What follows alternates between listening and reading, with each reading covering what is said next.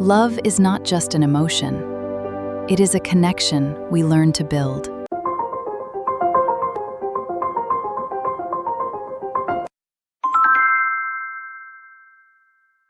Photoshop has 3 distinct tools for correcting imperfections, and most beginners use them interchangeably, producing inconsistent results. The Spot Healing Brush requires no reference point. Just paint over a blemish, and the AI automatically samples surrounding pixels to blend the fix. It is the fastest option for small, isolated spots. The Healing Brush requires you to alt-click a clean reference area first.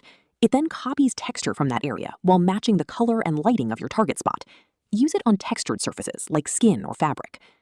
The clone stamp copies pixels exactly from source to destination with no blending. Use it when you need pixel-perfect duplication, replicating a pattern, extending a fabric edge, or duplicating a specific object.